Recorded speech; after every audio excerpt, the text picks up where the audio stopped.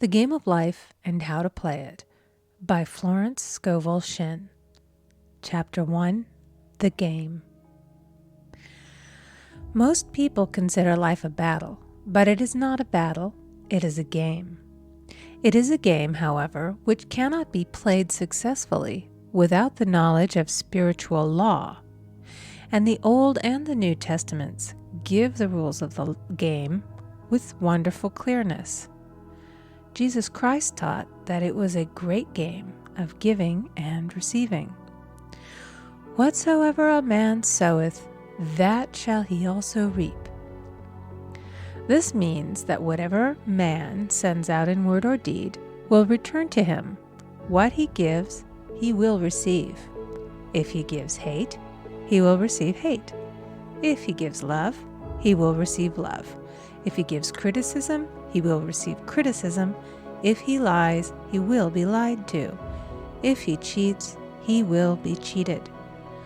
We are taught also that the imaging faculty plays a leading part in the game of life.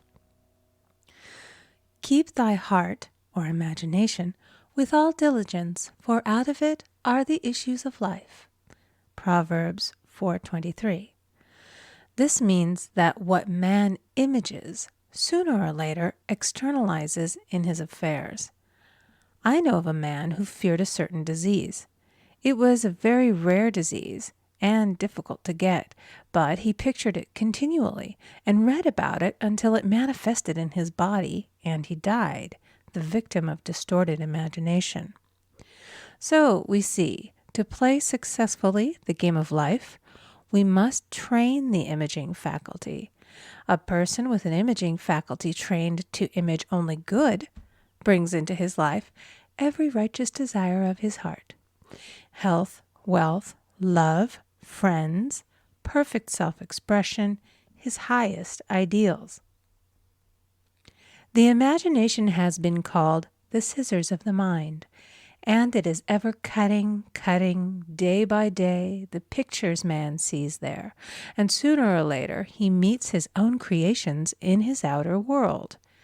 To train the imagination successfully, man must understand the workings of his mind. The Greeks said, "Know thyself." There are three departments of the mind: the subconscious, conscious, and superconscious. The subconscious is simply power without direction. It is like steam or electricity, and it does what it is directed to. It has no power of induction. Whatever man feels deeply or images clearly is impressed upon the subconscious mind and carried out in minutest detail. For example, a woman I know, when a child, always made believe she was a widow. She dressed up in black clothes and wore a long black veil, and people thought she was very clever and amusing. She grew up and married a man with whom she was deeply in love. In a short time he died, and she wore black and a sweeping veil for many years. The picture of herself as a widow was so impressed upon the subconscious mind, and in due time worked itself out regardless of the havoc created. The conscious mind has been called mortal or carnal mind. It is the human mind and sees life as it appears to be. It sees death, disaster, sickness, poverty, and limitation of every kind, and it impresses the subconscious. The superconscious mind is the God mind within each man and is the realm of perfect ideas. In it is the perfect pattern spoken of by Plato, the divine design, for there is a divine design for each person. There is a place that you are to fill and no one else can fill, something you are to do which no one else can do. There is a perfect picture of this in the superconscious mind. It usually flashes across the conscious as an unattainable ideal, something too good to be true. In reality, it is man's true destiny or destination flashed to him from the infinite intelligence which is within himself. Many people, however, are in ignorance of their true destinies and are striving for things and situations which do not belong to them and would only bring failure and dissatisfaction if attained. For example, a woman came to me and asked me to speak the word that she would marry a certain man with whom she was very much in love. She called him A.B. I replied that this would be a violation of spiritual law, but that I would speak the word for the right man, the divine selection, the man who belonged to her by divine right. I added, if A.B. is the right man, you can't lose him, and if he isn't, you will receive his equivalent. She saw A.B. frequently, but no headway was made in their friendship. One evening she called and said, "Do you know, for the last week, A.B. hasn't seemed so wonderful to me." I replied, "Maybe he is not the divine selection. Another man may be the right one." Soon after that, she met another man who fell in love with her at once and who said she was his ideal. In fact, he said all the things that she had always wished A.B. would say to her. She remarked, it was quite uncanny. She soon returned to his love and lost all interest in A.B. This shows the law of substitution. A right idea was substituted for a wrong one. Therefore, there was no loss or sacrifice involved. Jesus Christ said, "Seek ye first the kingdom of God and his righteousness, and all these things shall be added unto you." And he said the kingdom was within man. The kingdom is the realm of right ideas, or the divine pattern. Jesus Christ taught that man's words played a leading part in the game of life. By your words ye are justified, and by your words ye are condemned. Many people have brought disaster into their lives through idle words. For example, a woman once asked me why her life was now one of poverty, of limitation. Formerly she had a home, was surrounded by beautiful things, and had plenty of money. We found she had often tired of the management of her home and had said repeatedly, "I'm sick and tired of things. I wish I lived in a trunk." And she added, "Today I am living in that trunk." She had spoken herself into a trunk. The subconscious mind has no sense of humor, and people often joke themselves into unhappy experiences. For example, a woman who had a great deal of money joked continually about getting ready for the poorhouse. In a few years, she was almost destitute, having impressed the subconscious mind with a picture of lack and limitation. Fortunately, the law works both ways, and a situation of lack may be changed to one of plenty. For example, a woman came to me one hot summer's day for a treatment for prosperity. She was worn out, dejected, and discouraged. She said she possessed just $8 in the world. I said, "Good.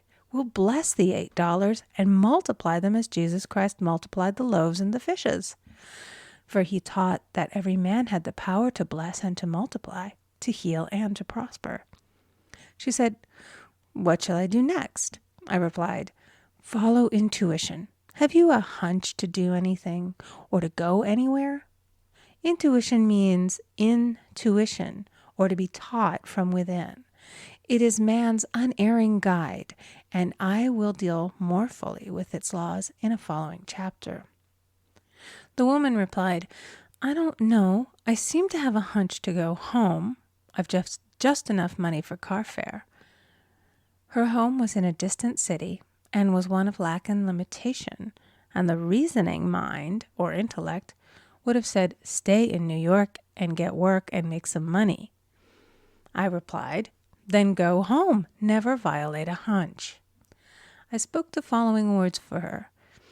"Infinite Spirit, open the way for great abundance for She is an irresistible magnet for all that belongs to her by divine right." I told her to repeat it continually also.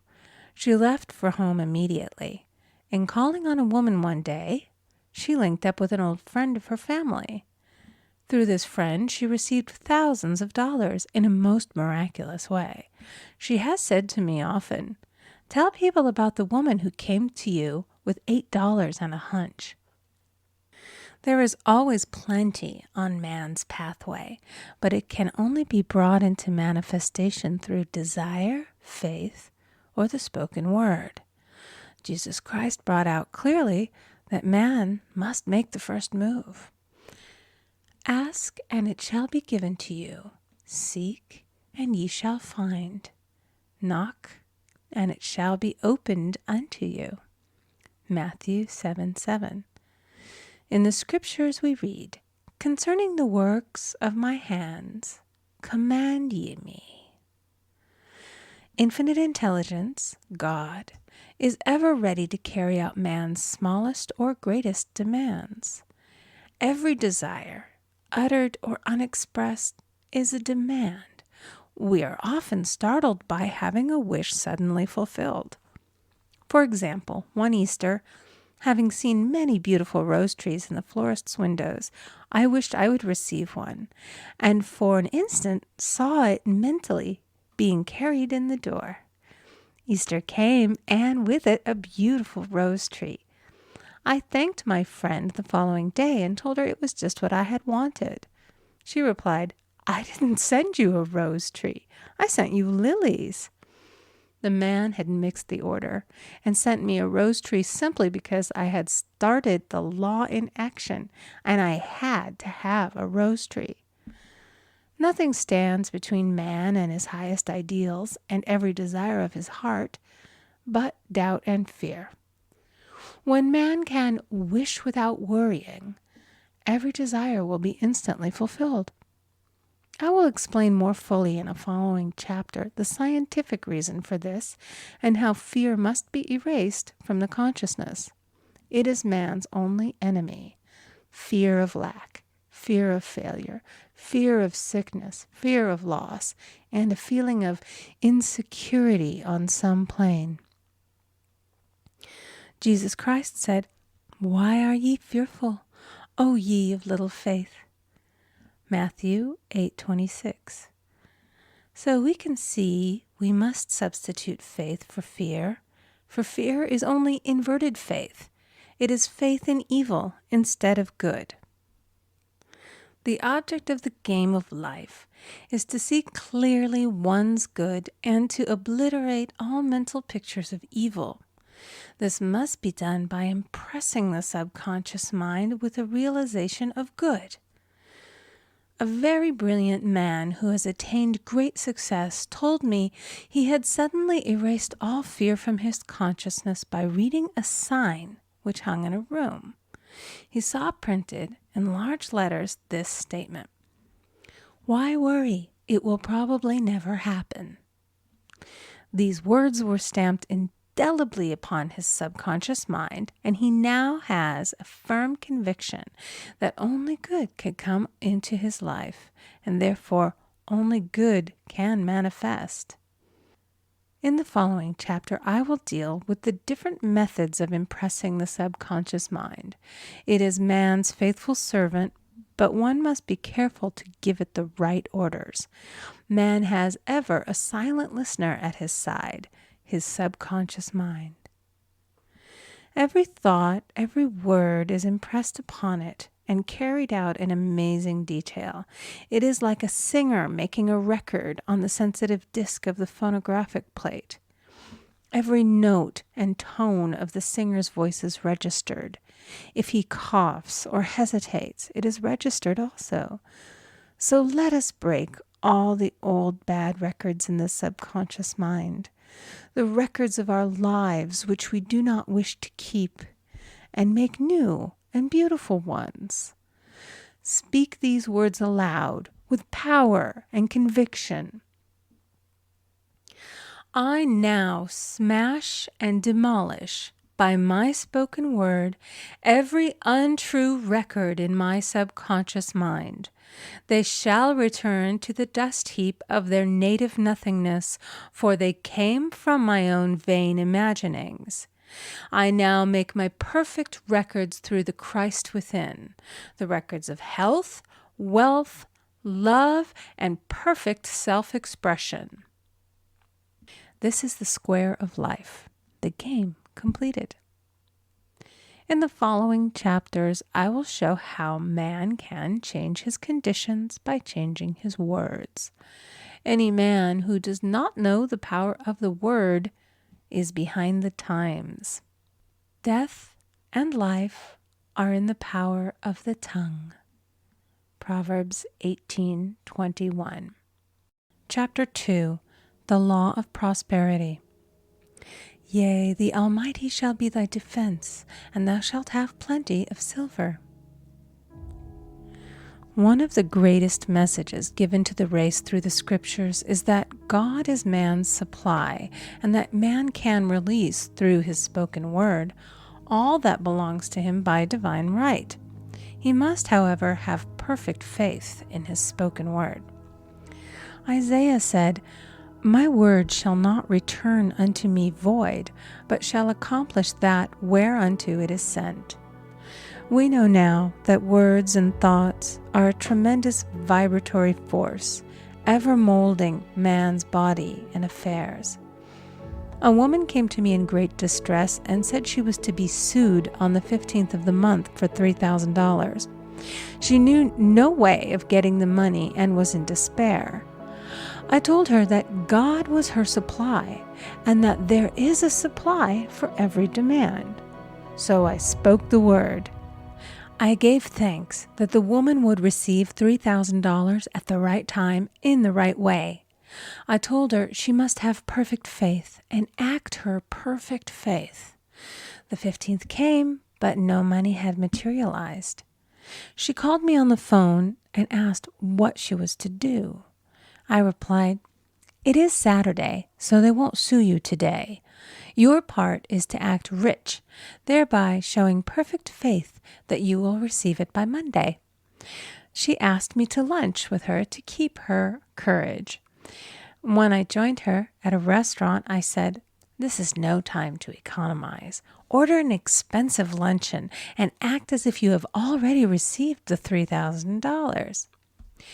All things whatsoever ye ask in prayer, believing ye shall receive.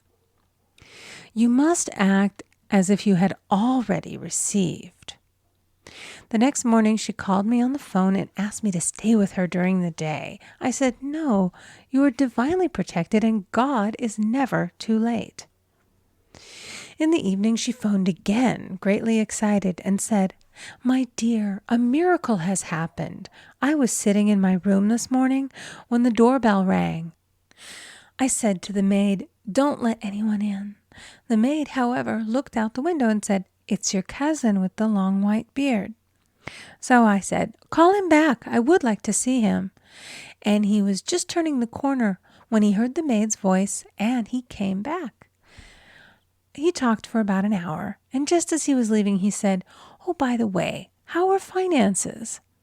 I told him I needed the money, and he said, Why, my dear, I will give you $3,000 the first of the month. I didn't like to tell him that I was going to be sued. What shall I do? I won't receive it till the first of the month, and I must have it tomorrow. I said, I'll keep on treating. I said, Spirit is never too late. I give thanks that she has received the money on the invisible plane and that it manifests on time. The next morning, her cousin called her up and said, Come to my office this morning, and I will give you the money. That afternoon, she had $3,000 to her credit in the bank and wrote checks as rapidly as her excitement would permit.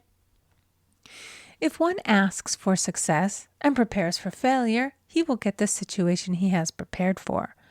For example, a man came to me asking me to speak the word that a certain debt would be wiped out. I found he spent his time planning what he would say to the man when he did not pay his bill, therefore neutralizing my words. He should have seen himself paying the debt. We have a wonderful illustration of this in the Bible, relating to the 3 kings who were in the desert, without water for their men and horses. They consulted the prophet Elisha, who gave them this astonishing message. Thus saith the Lord, ye shall not see wind, neither shall ye see rain, yet make this valley full of ditches. Man must prepare for the thing he has asked for when there isn't the slightest sign of it in sight. For example, a woman found it necessary to look for an apartment during the year when there was a great shortage of apartments in New York. It was considered almost an impossibility, and her friends were sorry for her and said, "Isn't it too bad? You'll have to store your furniture and live in a hotel." She replied, "You needn't feel sorry for me. I'm a Superman, and I'll get an apartment." She spoke the words, "Infinite Spirit, open the way for the right apartment." She knew there was a supply for every demand and that she was unconditioned, working on the spiritual plane, and that one with God is a majority.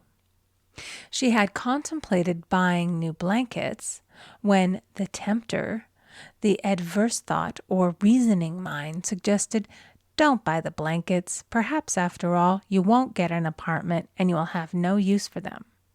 Promptly she replied to herself, "I'll dig my ditches by buying the blankets." So she prepared for the apartment, acted as though she already had it. She found one in a miraculous way, and it was given to her although there were over 200 other applicants. The blankets showed active faith. It is needless to say that the ditches dug by the 3 kings in the desert were filled to overflowing. Read 2 Kings.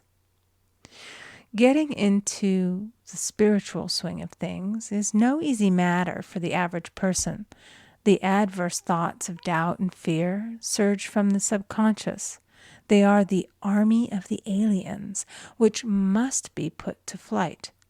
This explains why it is so often darkest before the dawn. A big demonstration is usually preceded by tormenting thoughts. Having made a statement of high spiritual truth, one challenges the old beliefs in the subconscious, and error is exposed to be put out. This is the time when one must make his affirmations of truth repeatedly and rejoice and give thanks that he has already received. "Before ye call, I shall answer." This means that every good and perfect gift is already man's, awaiting his recognition. Man can only receive what he sees himself receiving. The children of Israel were told that they could have all the land they could see. This is true of every man. He has only the land within his own mental vision. Every great work, every big accomplishment has been brought into manifestation through holding to the vision. And often, just before the big achievement, comes apparent failure and discouragement. The children of Israel, when they reached the promised land, were afraid to go in, for they said it was filled with giants who made them feel like grasshoppers. And there we saw the giants, and we were in our own sight as grasshoppers. This is almost every man's experience. However, the one who knows spiritual law is undisturbed by appearance and rejoices while he is yet in captivity. That is, he holds to his vision and gives thanks that the end is accomplished. He has received. Jesus Christ gave a wonderful example of this. He said to his disciples, "Say not ye, there are yet 4 months, and then cometh the harvest? Behold, I say unto you, lift up your eyes, and look on the fields, for they are ripe already to harvest." His clear vision pierced the world of matter, and he saw clearly the 4th-dimensional world, things as they really are, perfect and complete in divine mind. So man must ever hold the vision of his journey's end and demand the manifestation of that which he has already received. It may be his perfect health, love, supply, self-expression, home, or friends. They are all finished and perfect ideas registered in divine mind, man's own superconscious mind, and must come through him, not to him. For example, a man came to me asking for treatments for success. It was his imperative that he raise, within a certain time, $50,000 for his business. The time limit was almost up when he came to see me in despair. No one wanted to invest in his enterprise, and the bank had flatly refused a loan. I replied, "I suppose you lost your temper while at the bank, therefore your power. You can control any situation if you first control yourself. Go back to the bank," I added, "and I will treat." My treatment was, "You are identified in love with the spirit of everyone connected with the bank. Let the divine idea come out of this situation." He replied, "Woman, you are talking about an impossibility. Tomorrow is Saturday.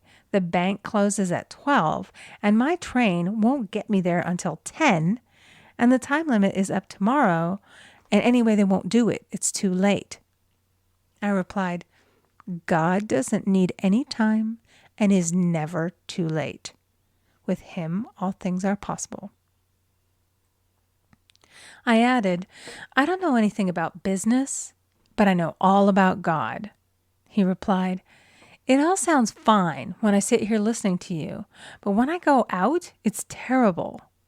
He lived in a distant city, and I did not hear from him for a week. Then came a letter. It read, "You were right. I raised the money, and I will never again doubt the truth of all that you have told me." I saw him a few weeks later, and I said, "What happened? You evidently had plenty of time after all." He replied, "My train was late, and I got there just 15 minutes to 12. I walked into the bank quietly, and I said, 'I have come for the loan.' And they gave it to me without a question." It was the last 15 minutes of the time allotted to him, and Infinite Spirit was not too late. In this instance, the man could never have demonstrated alone. He needed someone to help him hold the vision. This is what one man can do for another. Jesus Christ knew the truth of this when he said, "If two of you shall agree on earth as touching anything that they shall ask, it shall be done for them of my Father which is in heaven." One gets too close to his own affairs and becomes doubtful and fearful. The friend or healer sees clearly the success, health, or prosperity and never wavers because he is not close to the situation. It is much easier to demonstrate for someone else than for oneself, so a person should not hesitate to ask for help if he feels himself wavering. A keen observer of life once said, "No man can fail if some one person sees him successful." Such is the power of the vision, and many a great man has owed his success to a wife or a sister or a friend who believed in him and held without wavering to the perfect pattern. Chapter 3, The Power of the Word. "By thy words thou shalt be justified, and by thy words thou shalt be condemned." A person knowing the power of the word becomes very careful of his conversation. He has only to watch the reaction of his words to know that they do not return void. Through his spoken word, man is continually making laws for himself. I knew a man who said, "I always miss a car. It invariably pulls out just as I arrive." His daughter said, "I always catch a car. It's sure to come just as I get there." This occurred for years. Each had made a separate law for himself, one of failure, one of success. This is the psychology of superstitions. The horseshoe or rabbit's foot contains no power, but man's spoken word and belief that it will bring him good luck. creates expectancy in the subconscious mind and attracts a lucky situation. I find, however, this will not work when a man has advanced spiritually and knows a higher law. One cannot turn back, and one must put away graven images. For example, 2 men in my class had great success in business for several months, when suddenly everything went to smash. We tried to analyze the situation, and I found, instead of making their affirmations and looking to God for success and prosperity, they had each bought a lucky monkey. And I said, "Oh, I see. You have been trusting in the lucky monkeys instead of God. Put away the lucky monkeys and call on the law of forgiveness, for man has power to forgive or neutralize his mistakes." They decided to throw the lucky monkeys down a coal hole, and all went well again. This does not mean, however, that one should throw away every lucky ornament or horseshoe about the house, but he must recognize that the power back of it is the one and only power, God, and that the object simply gives him a feeling of expectancy. I was with a friend one day who was in deep despair. In crossing the street, she picked up a horseshoe. Immediately, she was filled with joy and hope. She said God had sent her the horseshoe in order to keep up her courage. It was indeed, at that moment, about the only thing that could have registered in her consciousness. Her hope became faith, and she ultimately made a wonderful demonstration. I wish to make the point clear that the men previously mentioned they were depending on the monkeys alone, while this woman recognized the power back of the horseshoe. I know in my own case, it took a long while to get out of a belief that a certain thing brought disappointment. If the thing happened, disappointment invariably followed. I found the only way I could make a change in the subconscious was by asserting, there are not 2 powers, there is only one power, God. Therefore, there are no disappointments, and this means a happy surprise. I noticed a change at once, and happy surprises commenced coming my way. I have a friend who said nothing could induce her to walk under a ladder. I said, if you are afraid, you are giving into a belief in 2 powers, good and evil, instead of one. As God is absolute, there can be no opposing power unless man makes the false of evil for himself. To show you believe in only one power, God, and that there is no power or reality in evil, walk under the next ladder you see. Soon after, she went to her bank. She wished to open her box in the safety deposit vault, and there stood a ladder on her pathway. It was impossible to reach the box without passing under the ladder. She quailed with fear and turned back. She could not face the lion on her pathway. However, when she reached the street, my words rang in her ears, and she decided to turn and walk under it. It was a big moment in her life, for ladders had held her in bondage for years. She retraced her steps to the vault, and the ladder was no longer there. This so often happens. If one is willing to do a thing that he is afraid to do, he does not have to. It is the law of non-resistance, which is so little understood. Someone has said that courage contains genius and magic.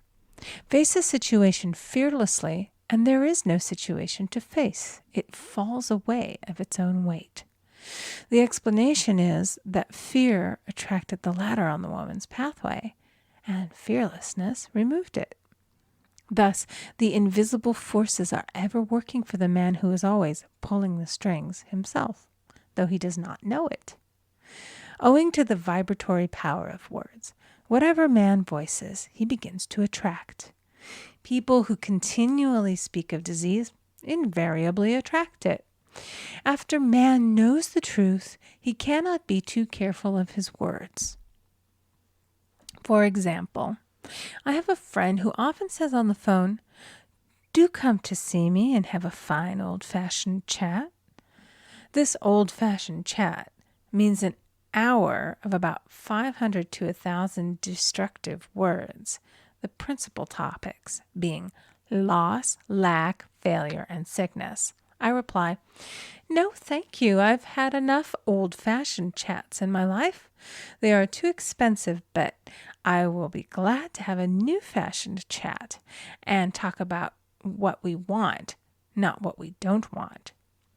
There is an old saying that man only dares to use his words for three purposes: to heal, bless, or prosper. What man says of others will be said of him, and what he wishes for another he is wishing for himself. Curses like chickens come home to roost. If a man wishes someone bad luck, he is sure to attract bad luck himself. If he wishes to aid someone to success, he is wishing and aiding himself to success. The body may be renewed and transformed through the spoken word and clear vision, and disease be completely wiped out of the consciousness. The metaphysician knows that all disease has a mental correspondence, and in order to heal the body, one must first heal the soul. The soul is the subconscious mind, and it must be saved from wrong thinking. In the 23rd Psalm we read, "He restoreth my soul." This means that the subconscious mind or soul must be restored with the right ideas, and the mystical marriage is the marriage of the soul and the spirit, or the subconscious and superconscious mind. They must be one. When the subconscious is flooded with the perfect ideas of the superconscious, God and man are one. I and the Father are one. That is, he is one with the realm of perfect ideas. He is the man made in God's likeness and image, imagination, and is given power and dominion over all created things, his mind, body, and affairs. It is safe to say that all sickness and unhappiness come from the violation of the law of love. A new commandment I give unto you, love one another. And in the game of life, love or goodwill takes every trick. For example, a woman I know had, for years, an appearance of a terrible skin disease. The doctors told her it was incurable, and she was in despair. She was on the stage, and she feared she would soon have to give up her profession, and she had no other means of support. She, however, procured a good engagement, and on the opening night made a great hit. She received flattering notices from the critics and was joyful and elated. The next day she received a notice of dismissal. A man in the cast had been jealous of her success and had caused her to be sent away. She felt hatred and resentment taking complete possession of her, and she cried out, "Oh God, don't let me hate that man." That night she worked for hours in the silence.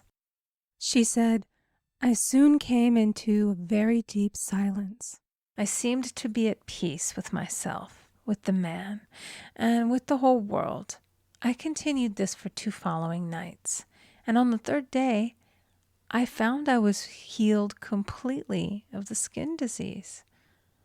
In asking for love or goodwill, she had fulfilled the law, for love is the fulfilling of the law, and the disease, which came from the subconscious resentment, was wiped out.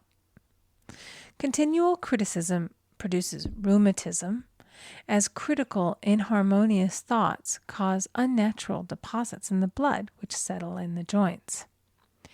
False growths are caused by jealousy, hatred, unforgiveness, fear, etc.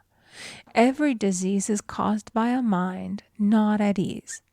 I said once in my class, there is no use asking anyone, "What's the matter with you?" We might as well just say, "Who's the matter with you?" Unforgiveness is the most prolific cause of disease. It will harden arteries or liver and affect the eyesight. In its train are endless ills. I called on a woman one day Who said she was ill from having eaten a poisoned oyster? I replied, "Oh no, the oyster was harmless. You poisoned the oyster. What's the matter with you?" She answered, "Oh, about 19 people." She had quarreled with 19 people and had become so inharmonious that she attracted the wrong oyster. Any inharmony on the external indicates there is mental inharmony. As the within, so the without. Man's only enemies are within himself, and a man's foes shall be they of his own household. Personality is one of the last enemies to be overcome, as this planet is taking its initiation in love.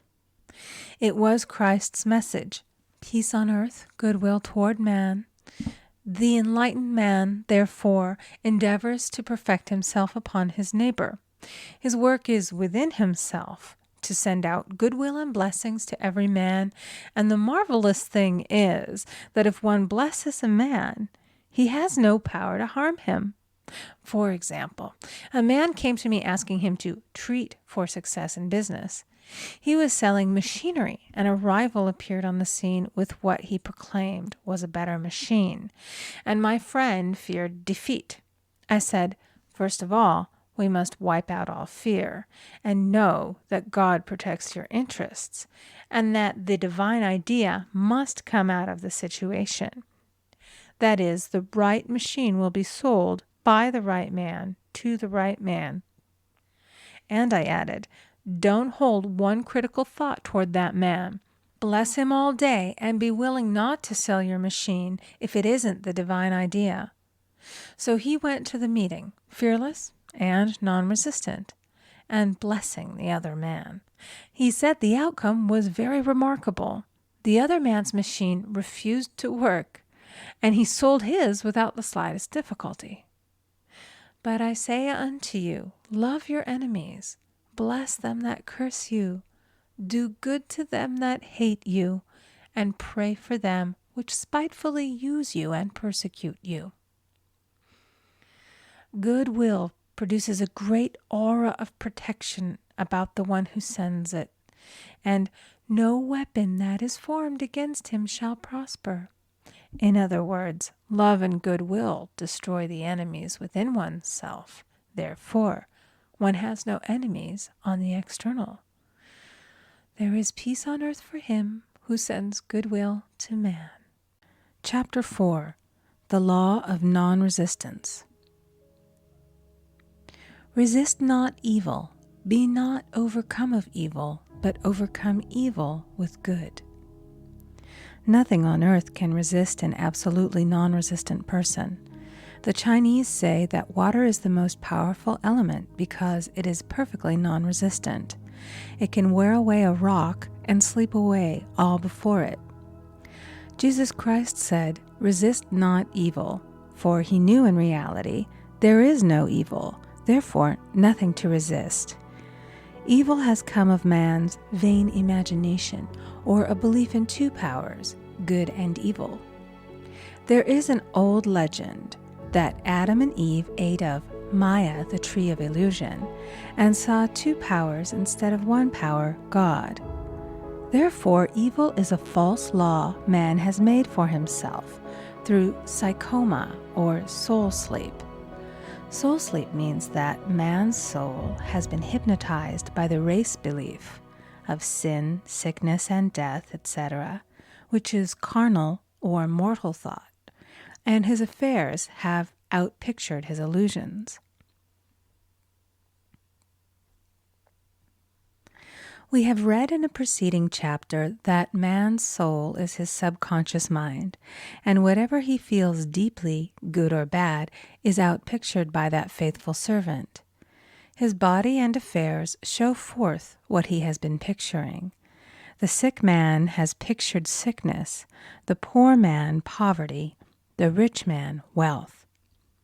Young people often say, "Why does a little child attract illness when it is too young to even know what it means?"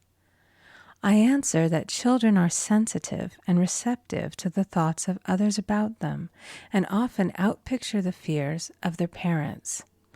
I heard a metaphysician once say, "If you do not run your subconscious mind yourself, someone else will run it for you."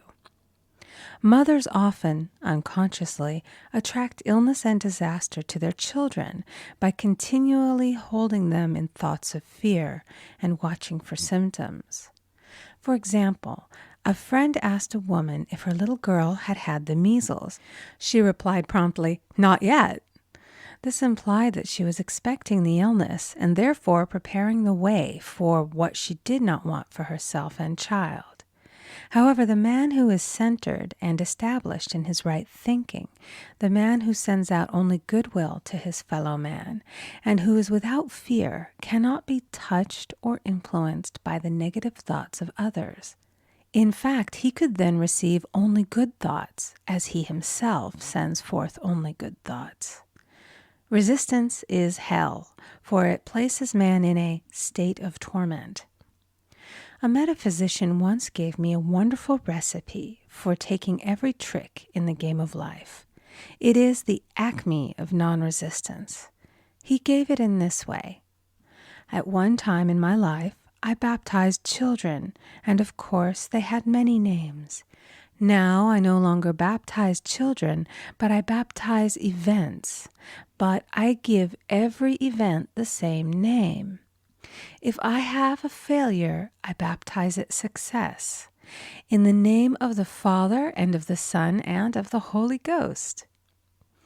In this we see the great law of transmutation, founded on non-resistance. Through his spoken word, every failure was transmuted into success. For example, a woman who required money, who knew the spiritual law of opulence, was thrown continually in a business way with a man who made her feel very poor. He talked lack and limitation, and she commenced to catch his poverty thoughts. So she disliked him and blamed him for her failure. She knew in order to demonstrate her supply, she must first feel that she had received. A feeling of opulence must precede its manifestation. It dawned upon her one day that she was resisting the situation and seeing two powers instead of one. So she blessed the man and baptized the situation. Success, she affirmed. As there is only one power, God, this man is here for my good and my prosperity, just what he did not seem to be there for.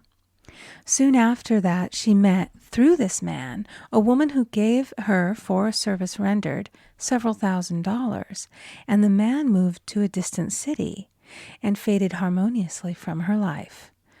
Make the statement, "Every man is a golden link in the chain of my good, for all men are God in manifestation, awaiting the opportunity given by man himself to serve the divine plan of his life. Bless your enemy, and you rob him of his ammunition. His arrows will be transmuted into blessings." This law is true of nations as well as individuals.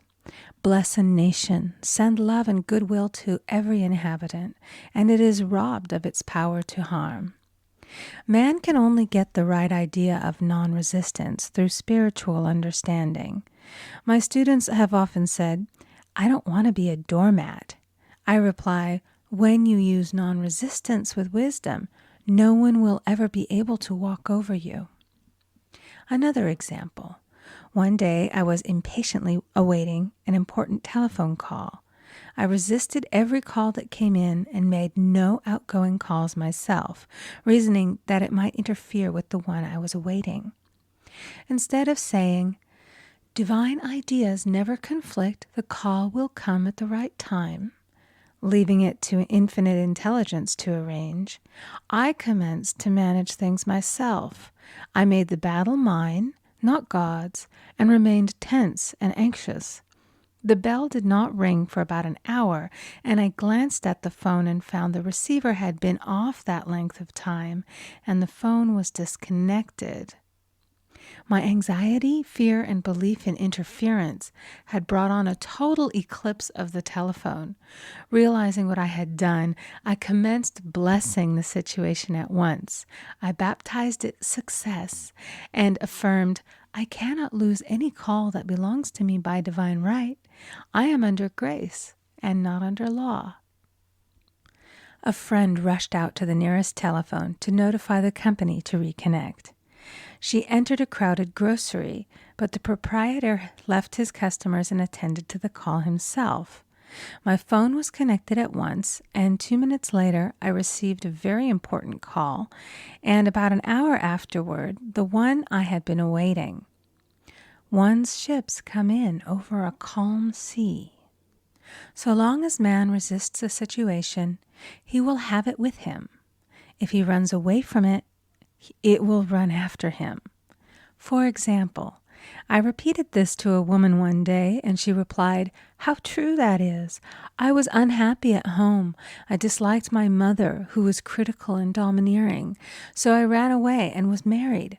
But I married my mother, for my husband was exactly like my mother, and I had the same situation to face again." Agree with thine adversary quickly. That means agree that the adverse situation is good. Be undisturbed by it, and it falls away of its own weight. None of these things move me is a wonderful affirmation. The inharmonious situation comes from some inharmony within man himself. When there is in him no emotional response to an inharmonious situation, it fades away forever from his pathway. So we see man's work is ever with himself. People have said to me, "Give treatments to change my husband or my brother." I reply, "No, I will give treatments to change you. When you change, your husband and your brother will change." One of my students was in the habit of lying. I told her it was a failure method, and if she lied, she would be lied to. She replied, "I don't care. I can't possibly get along without lying." One day she was speaking on the phone to a man with whom she was very much in love. She turned to me and said, "I don't trust him. I know he's lying to me." I replied, "Well, you lie yourself, so someone has to lie to you, and you will be sure it will be just the person you want the truth of." Sometime after that, I saw her, and she said, "I'm cured of lying." I questioned, "What cured you?" She replied, "I've been living with a woman who lied worse than I did." One is often cured of his faults by seeing them in others. Life is a mirror, and we find only ourselves reflected in our associates. Living in the past is a failure method and a violation of spiritual law. Jesus Christ said, "Behold, now is the accepted time. Now is the day of salvation." Lot's wife looked back and was turned into a pillar of salt. The robbers of time are the past and the future. Man should bless the past and forget it, if it keeps him in bondage, and bless the future, knowing it has in store for him endless joys. But live fully in the now. For example, a woman came to me complaining that she had no money with which to buy Christmas gifts. She said, "Last year was so different. I had plenty of money and gave lovely presents, and this year I scarcely have a cent." I replied, "You will never demonstrate money while you are pathetic and live in the past. Live fully in the now and get ready to give Christmas presents. Dig your ditches and the money will come." She exclaimed, "I know what to do. I'll buy some tinsel, twine, Christmas seals, and wrapping paper." I replied, "Do that, and the presents will come and stick themselves to the Christmas seals." This, too, was showing financial fearlessness and faith in God, as the reasoning mind said, "Keep every cent you have, as you are not sure you will get any more." She bought her seals, paper, and twine, and a few days before Christmas received a gift of several $100s. Buying the seals and twine had impressed the subconscious with expectancy and opened the way for the manifestation of the money. She purchased all the presents in plenty of time. Man must live suspended in the moment. Look well, therefore, to this day. Such is the salutation of the dawn. He must be spiritually alert, ever waiting his leads, taking advantage of every opportunity. One day I said continually, silently, "Infinite Spirit, don't let me miss a trick." And something very important was told to me that evening. It is most necessary to begin the day with the right words. Make an affirmation immediately upon waking. For example, "Thy will be done this day. Today is a day of completion. I give thanks for this perfect day. Miracle shall follow miracle, and wonders shall never cease." Make this a habit, and one will see wonders and miracles come into his life. One morning I picked up a book and read, "Look with wonder at that which is before you." It seemed to be my message for the day, so I repeated it again and again. Look with wonder at that which is before you. At about noon, a large sum of money was given to me, which I had been desiring for a certain purpose. In the following chapter, I will give affirmations that I have found most effective. However, one should never use an affirmation unless it is absolutely satisfying and convincing to his own consciousness. And often, an affirmative is changed to suit different people. For example, the following has brought success to many. I have a wonderful work in a wonderful way. I give wonderful service for wonderful pay. I gave the first 2 lines to one of my students, and she added the last 2. It made a most powerful statement, as there should always be perfect payment for perfect service, and a rhyme sinks easily into the subconscious. She went about singing it aloud, and soon did receive wonderful work in a wonderful way, and gave wonderful service for wonderful pay. Another student, a businessman, took it and changed the word to business. He repeated, "I have a wonderful business in a wonderful way, and I give wonderful service for wonderful pay." That afternoon, he made a $41,000 deal, though there had been no activity in his affairs for months. Every affirmation must be carefully worded and completely cover the ground. For example, I knew a woman who was in great need and made a demand for work. She received a great deal of work, but was never paid anything. She now knows to add wonderful service for wonderful pay. It is man's divine right to have plenty, more than enough. His barns should be full, and his cup should flow over. This is God's idea for man, and when man breaks down the barriers of lack in his own consciousness, the golden age will be his, and every righteous desire of his heart fulfilled. Chapter 5.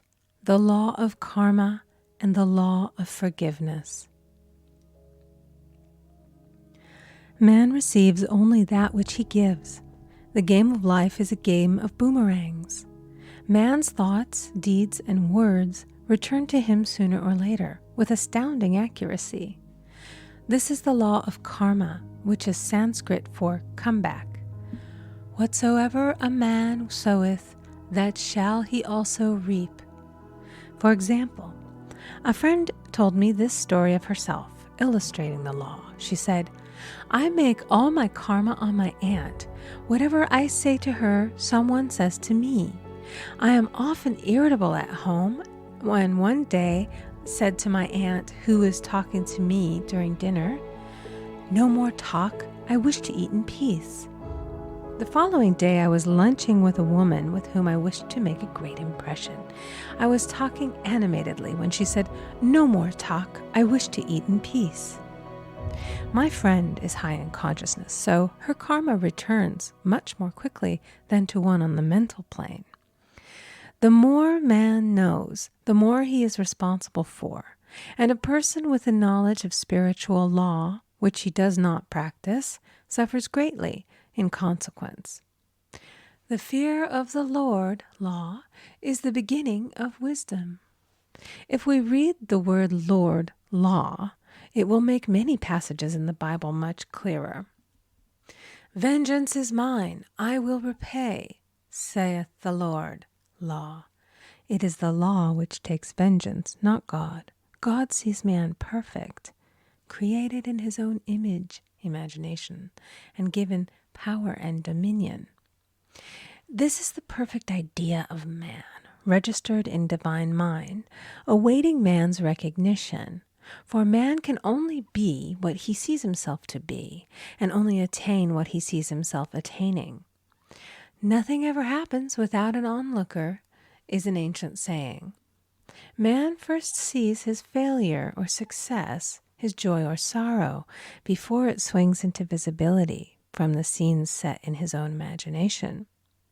We have observed this in the mother picturing disease for her child, or a woman seeing success for her husband.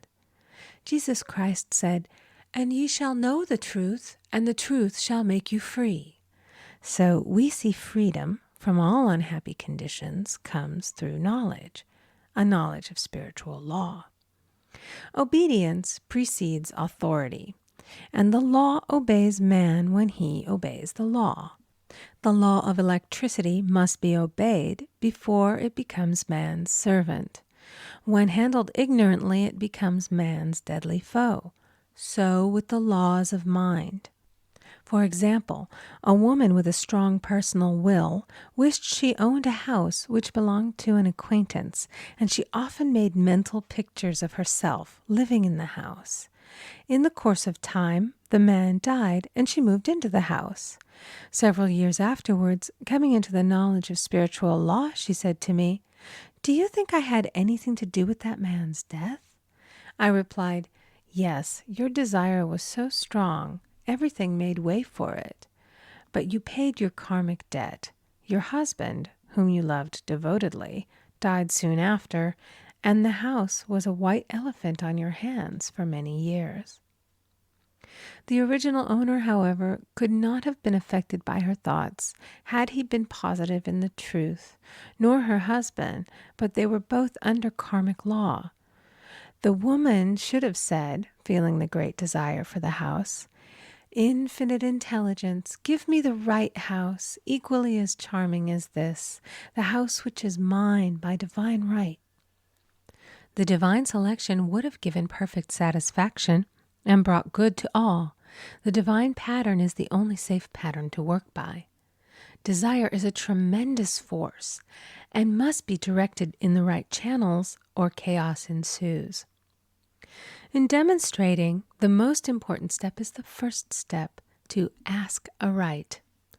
Man should always demand only that which is his by divine right. To go back to the illustration, had the woman taken this attitude, "If this house I desire is mine, I cannot lose it. If it is not, give me its equivalent," the man might have decided to move out harmoniously had it been the divine selection for her, or another house would have been substituted. Anything forced into manifestation through personal will is always ill-got and has ever bad success. Man is admonished, "My will be done, not thine." And the curious thing is, man always gets just what he desires when he does relinquish all personal will, thereby enabling infinite intelligence to work through him. "Stand ye still and see the salvation of the Lord." Law. For example, a woman came to me in great distress. Her daughter had determined to take a very hazardous trip, and the mother was filled with fear. She said she had used every argument, had pointed out the dangers to be encountered, had forbidden her to go, but the daughter became more and more rebellious and determined. I said to the mother, "You are forcing your personal will upon your daughter, which you have no right to do, and your fear of the trip is only attracting it, for man attracts what he fears." I added, "Let go and take your mental hands off. Put it in God's hands and use this statement. I put this situation in the hands of infinite love and wisdom. If this trip is the divine plan, I bless it and no longer resist. But if it is not divinely planned, I give thanks that it is now dissolved and dissipated. A day or two after that, her daughter said to her, "Mother, I have given up the trip," and the situation returned to its native nothingness. It is learning to stand still which seems so difficult for man. I will deal more fully with this law in the chapter on non-resistance. I will give another example of sowing and reaping, which came in the most curious way. A woman came to me saying she had received a counterfeit $20 bill given to her at the bank. She was much disturbed, for, she said, the people at the bank will never acknowledge their mistake. I replied, "Let us analyze the situation and find out why you attracted it." She thought a few moments and exclaimed, "I know it. I sent a friend a lot of stage money just for a joke." So the law had sent her some stage money, for it doesn't know anything about jokes. I said, "Now we will call on the law of forgiveness and neutralize the situation." Christianity is founded upon the law of forgiveness. Christ has redeemed us from the curse of the karmic law, and the Christ within each man is his redeemer and salvation from all inharmonious conditions. So I said, "Infinite Spirit, we call on the law of forgiveness and give thanks that she is under grace and not under law, and cannot lose this $20, which is hers by divine right." Now, I said, go back to the bank and tell them, fearlessly, that it was given you there by mistake. She obeyed, and to her surprise, they apologized and gave her another bill, treating her most courteously. So knowledge of the law gives man power to rub out his mistakes. Man cannot force the external to be what he is not. If he desires riches, he must be rich first in consciousness. For example, a woman came to me asking treatment for prosperity. She did not take much interest in her household affairs, and her home was in great disorder. I said to her, "If you wish to be rich, you must be orderly. All men with great wealth are orderly, and order is heaven's first law." I added, "You will never become rich with a burnt match in the pincushion." She had a good sense of humor and commenced immediately putting her house in order. She rearranged furniture, straightened out her bureau drawers, cleaned rugs, and soon made a big financial demonstration, a gift from a relative. The woman herself became made over and keeps herself keyed up financially by being ever watchful of the external and expecting prosperity, knowing God is her supply. Many people are in ignorance of the fact that gifts and things are investments, and that hoarding and saving invariably lead to loss. There is that scattereth, and yet increaseth. There is that withholdeth more than is meet, but it tendeth to poverty. For example, I knew a man who wanted to buy a fur-lined overcoat. He and his wife went to various shops, but there was none he wanted. He said they were all too cheap-looking. At last he was shown one the salesman said was valued at $1,000, but which the manager would sell him for $500, as it was late in the season. His financial possessions amounted to about $700.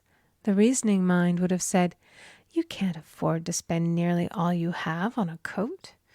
But he was very intuitive and never reasoned. He turned to his wife and said, "If I get this coat, I'll make a ton of money." So his wife consented, weakly. About a month later, he received a $10,000 commission. The coat made him feel so rich, it linked him with success and prosperity. Without the coat, he would not have received the commission. It was an investment paying large dividends. If man ignores these leadings to spend or to give, the same amount of money will go in an uninteresting or unhappy way. For example, a woman told me on Thanksgiving Day she informed her family that they could not afford a Thanksgiving dinner. She had the money, but decided to save it. A few days later, someone entered her room and took from the bureau drawer the exact amount the dinner would have cost. The law always stands back of the man who spends fearlessly with wisdom. For example, one of my students was shopping with her little nephew. The child clamored for a toy, which she told him she could not afford to buy. She realized suddenly that she was seeking lack and not recognizing God as her supply. So she bought the toy and on her way home picked up in the street the exact amount of money she had paid for it. Man's supply is inexhaustible and unfailing when fully trusted, but faith or trust must precede the demonstration. According to your faith, be it unto you. Faith is the substance of things hoped for and the evidence of things not seen. For faith holds the vision steady, and the adverse pictures are dissolved and dissipated, and in due season we shall reap, if we faint not. Jesus Christ brought the good news, the gospel, that there was a higher law than the law of karma, and that law transcends the law of karma. It is the law of grace or forgiveness. It is the law which frees man from the law of cause and effect, the law of consequence. Under grace, not under law. We are told that on this plane, man reaps where he has not sown. The gifts of God are simply poured out upon him. All that the kingdom affords is his. This continued state of bliss awaits the man who has overcome the race or world thought. In the world thought there is tribulation, but as Jesus Christ said, "Be of good cheer, I have overcome the world." The world thought is that of sin, sickness, and death. He saw their absolute unreality and said, "Sickness and sorrow shall pass away, and death itself, the last enemy, be overcome." We now know, from a scientific standpoint, that death could be overcome by stamping the subconscious mind with the conviction of eternal youth and eternal life. The subconscious, being simply power without direction, carries out orders without questioning.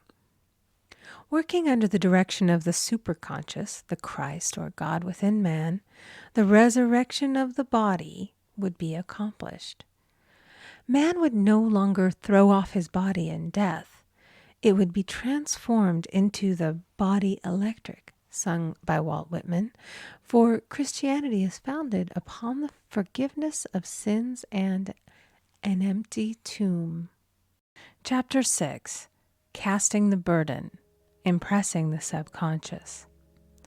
When man knows his own powers and the workings of his mind, his great desire is to find an easy and quick way to impress the subconscious with good, for simply an intellectual knowledge of the truth will not bring results. In my own case, I found the easiest way is in casting the burden. A metaphysician once explained it in this manner. He said, "The only thing which gives anything weight in nature is the law of gravitation, and if a boulder could be taken high above the planet, there would be no weight in that boulder." And that is what Jesus Christ meant when he said, "My yoke is easy and my burden is light."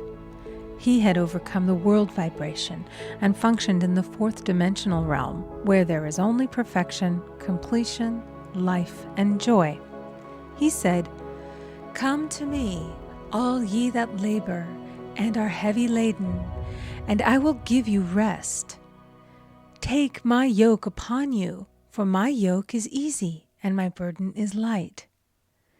We are also told in the 55th Psalm to cast thy burden upon the Lord. Many passages in the Bible state that the battle is God's, not man's, and that man is always to stand still and see the salvation of the Lord. This indicates that the superconscious mind, or Christ within, is the department which fights man's battle and relieves him of his burdens. We see, therefore, that man violates law if he carries a burden, and a burden is an adverse thought or condition, and this thought or condition has its root in the subconscious. It seems almost impossible to make any headway directing the subconscious from the conscious or reasoning mind, as the reasoning mind, the intellect, is limited in its conceptions and filled with doubts and fears. How scientific is it, then, to cast the burden upon the superconscious mind, or Christ within, where it is made light or dissolved into its native nothingness? For example, a woman in urgent need of money may light upon the Christ within, the superconscious, with the statement, "I cast this burden of lack on the Christ within, and I go free to have plenty." The belief in lack was her burden, and as she cast it upon the superconscious with its belief of plenty, an avalanche of supply was the result. We read, "The Christ in you, the hope of glory." Another example. One of my students had been given a new piano, and there was no room in her studio for it until she had moved out the old one. She was in a state of perplexity. She wanted to keep the old piano, but knew of no place to send it. She became desperate, as the new piano was to be sent immediately. In fact, was on its way, with no place to put it. She said it came to her to repeat, "I cast this burden on the Christ within, and I go free." A few minutes later, her phone rang, and a woman friend asked if she might rent her old piano, and it was moved out. A few minutes before, the new one arrived. I knew a woman whose burden was resentment. She said, "I cast this burden of resentment on the Christ within, and I go free to be loving, harmonious, and happy." The almighty superconscious flooded the subconscious with love, and her whole life was changed. For years, resentment had held her in a state of torment and imprisoned her soul, the subconscious mind. The statement should be made over and over and over, sometimes for hours at a time, silently or audibly, with quietness but determination. I have often compared it to winding up a Victrola. We must wind ourselves up with spoken words. I have noticed in casting the burden, after a little while, one seems to see clearly. It is impossible to have clear vision while in the throes of carnal mind. Doubts and fear poison the mind and body, and imagination runs riot, attracting disaster and disease. In steadily repeating the affirmation, "I cast this burden on the Christ within and go free," the vision clears, and with it a feeling of relief, and sooner or later comes the manifestation of good, be it health, happiness, or supply. One of my students once asked me to explain the darkness before the dawn. I referred in a preceding chapter to the fact that often, before the big demonstration, everything seems to go wrong, and deep depression clouds the consciousness. It means that out of the subconscious are rising the doubts and fears of the ages. These old derelicts of the subconscious rise to the surface to be put out. It is then that man should clap his cymbals like Jehoshaphat and give thanks that he is saved, even though he seems surrounded by the enemy, the situation of lack or disease. The student continued, "How long must one remain in the dark?" And I replied, "Until one can see in the dark." And casting the burden enables one to see in the dark. In order to impress the subconscious, active faith is always essential. Faith without works is dead. In these chapters, I have endeavored to bring out this point. Jesus Christ showed active faith when he commanded the multitude to sit down on the ground before he gave thanks for the loaves and the fishes. I will give another example showing how necessary this step is. In fact, active faith is the bridge over which man passes to his promised land. Through misunderstanding, a woman had been separated from her husband, whom she loved deeply. He refused all offers of reconciliation and would not communicate with her in any way. Coming into the knowledge of spiritual law, she denied the appearance of separation. She made this statement: "There is no separation in divine mind. Therefore, I cannot be separated from the love and companionship which are mine by divine right." She showed active faith by arranging a place for him at the table every day, thereby impressing the subconscious with a picture of his return. Over a year passed, but she never wavered, and one day he walked in. The subconscious is often impressed through music. Music has a fourth dimensional quality and releases the soul from imprisonment. It makes wonderful things seem possible and easy of accomplishment. I have a friend who uses her Victrola daily for this purpose. It puts her in perfect harmony and releases the imagination. Another woman often dances while making her affirmations. The rhythm and harmony of music and motion carry her words forth with tremendous power. The student must remember also not to despise the day of small things. Invariably, before a demonstration come signs of land. Before Columbus reached America, he saw birds and twigs, which showed him land was near. So it is with a demonstration, but often the student mistakes it for the demonstration itself and is disappointed. For example, a woman had spoken the word for a set of dishes. Not long afterwards, a friend gave her a dish which was old and cracked. She came to me and said, "Well, I asked for a set of dishes, and all I got was a cracked plate." I replied, "The plate was only signs of land. It shows your dishes are coming. Look upon it as birds and seaweed." And not long afterwards, the dishes came. Continually making believe impresses the subconscious. If one makes believe he is rich and makes believe he is successful, in due time he will reap. Children are always making believe, and except ye be converted and become as little children, ye shall not enter the kingdom of heaven. For example, I know of a woman who was very poor, but no one could make her feel poor. She earned a small amount of money from rich friends who constantly reminded her of her poverty and to be careful and saving. Regardless of their admonitions, she would spend all her earnings on a hat or make someone a gift and be in a rapturous state of mind. Her thoughts were always centered on beautiful clothes and rings and things, but without envying others. She lived in the world of the wondrous, and only riches seemed real to her. Before long, she married a rich man, and the rings and things became visible. I do not know whether the man was the divine selection, but opulence had to manifest in her life, as she had imaged only opulence. There is no peace or happiness for man until he has erased all fear from the subconscious. Fear is misdirected energy and must be redirected or transmuted into faith. Jesus Christ said, "Why are ye fearful, O ye of little faith? All things are possible to him that believeth."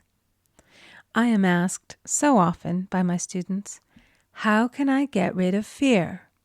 I replied, "By walking up to the thing you are afraid of." The lion takes its fierceness from your fear. Walk up to the lion, and he will disappear. Run away, and he runs after you. I have shown in previous chapters how the lion of lack disappeared when the individual spent money fearlessly, showing faith that God was his supply and therefore unfailing.